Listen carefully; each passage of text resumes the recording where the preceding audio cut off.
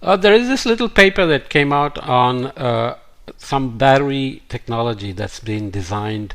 They're called polypeptide organic batteries. As we know, batteries are now in more and more demand, and as we go zooming into the future with wanting to electrify everything, especially the electric vehicles and the battery technology needed for that. Already lithium ion batteries are very popular with everything we use that's electrical for example, iPhones, watches, laptops, cars, and so on. So this has infinite demand, and already many scenarios are playing out in terms of the damages to the environment in mining for these precious metals: lithium, cobalt, nickel, copper, and so on. So recycling the batteries after the after a lifetime use of the batteries is another big issue. So anything that's organic is going to reduce the issue of mining and potential harm to the environment, water, air, etc. And also organic batteries can degrade probably much better than the recycling we have in place for the batteries, which obviously don't work as completely as you would want. So we end up basically converting precious earth elements, minerals, and metals into irrecyclable junk, and that's irreversible junk. That's always something one has to worry about, even as we are relying on them to reduce carbon emissions and hit our global warming targets and so on.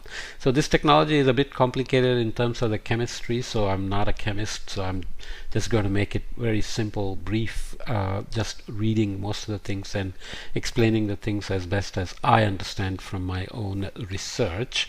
And let's read this. So this is the summary of the article. We have designed a metal-free all polypeptide organic radical battery comprising redox active amino acid macromolecules that degrade on demand. So polypeptide organic molecules are basically long chains which are organic, and they have some properties that are very useful.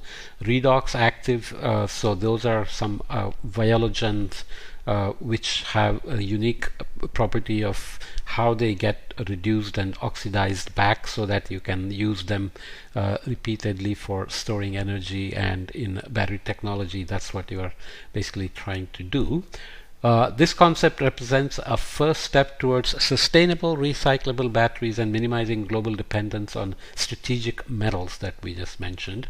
So Vialogen, which is that special unique molecules that have redox ready properties that are very useful, and bitempo polypeptide anodes and cathodes respectively were synthesized via ring opening polymerization of highly reactive cyclic N-carboxy anhydrides. Okay, so just listen to the words, and basically it's chemistry that is being used to do the work. In general, you have anodes producing electrons in a charged state. They can produce electrons and ions. So when you link it up to any device which needs electricity, then the electrons flow through the device, provide electricity, and then go to the cathode, and the ions have to go through the electrolyte to the other side, and there are membranes to prevent an inundation of all the ions to one side,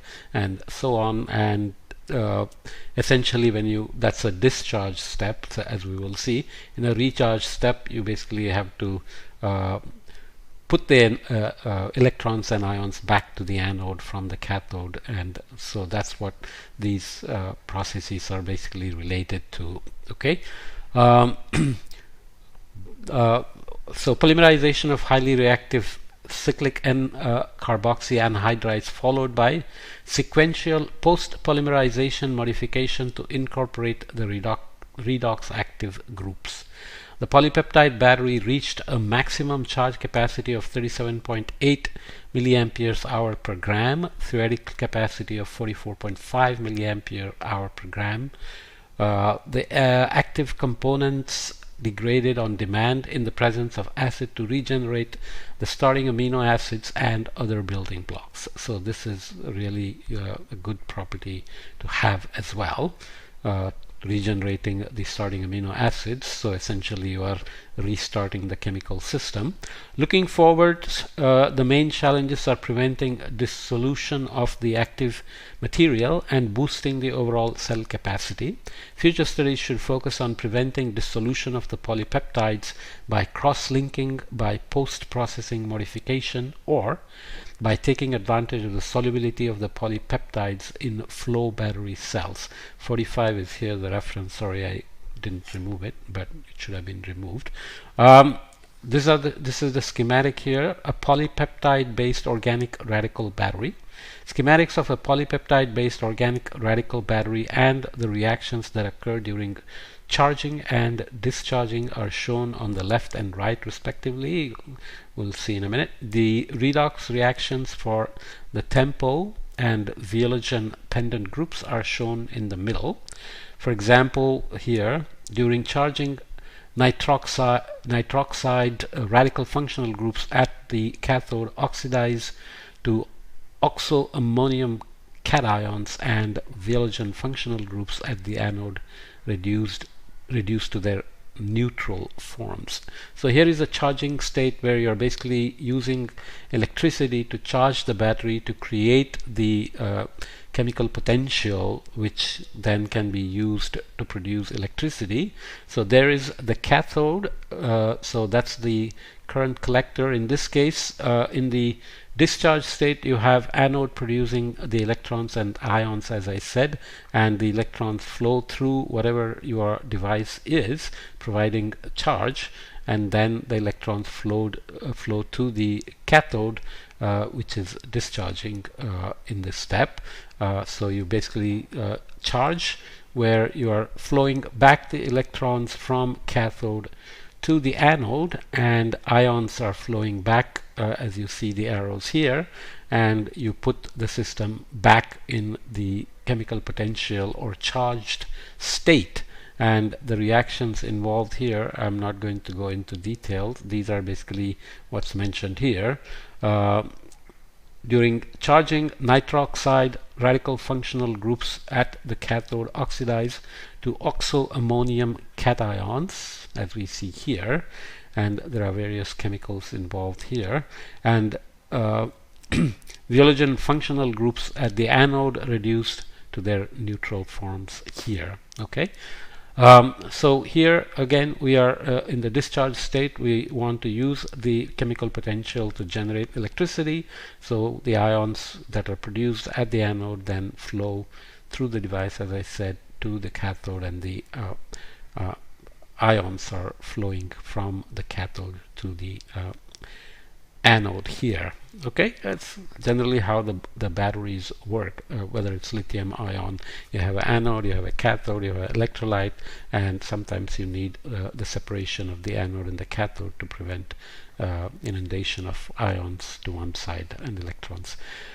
You can look up the details. As I said, I'm not an expert in these chemical reactions. I'm just providing a brief introduction because this is some exciting new idea that's been put out and tested in the lab. Amino acid modification. So this is the steps here showing synthesis of redox active polypeptides, A and B. So B is here, A is here. We'll go back to A in a minute. Synthesis strategy and detailed synthetic schemes, and B for redox active polypeptides. Modified amino acids are converted into polypeptides, followed by installation of the desired redox active groups. The Viologen group was installed as the anode active material, which because of its unique properties can give you the redox reactions.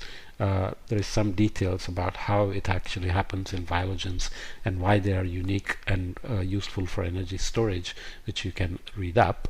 So Viologen group was installed as the anode active material. The tempo nitroxide radical was installed as the cathode active material. DCC and N prime dicyclohexylocarbonyl carboxydimide.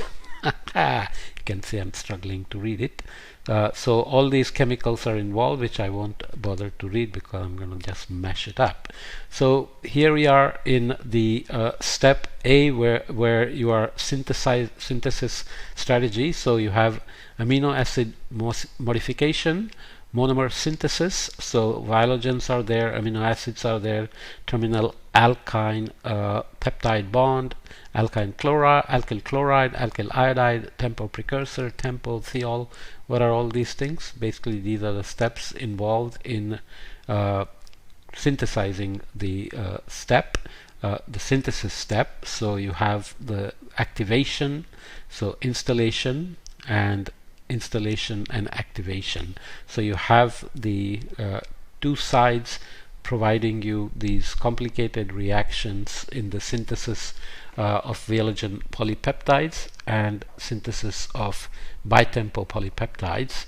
So many details which I'm not going to get into, unfortunately, but if you're interested you can read up. So the idea is fairly straightforward if you understand the chemical reactions, but basically I wanted to portray this as a simple podcast showing that organic materials without the strategic metals can be designed and has some unique properties of how it can be recycled, recharged, discharge cycles are very important, and degrade recycling it by basically dissolving the organic matter into harmless neutral materials is very different than the amount of precious metals that are used in batteries and are piling up in places, and one has to be very careful on how they are disposed of and so on. I'm not sure everybody is as careful when you use these little batteries and just throw them out when you're done with them, or they are done with their cycles. Okay, so just look at it, read the original paper if you're interested in more details. Comes with many references and details that I have not included here. Okay.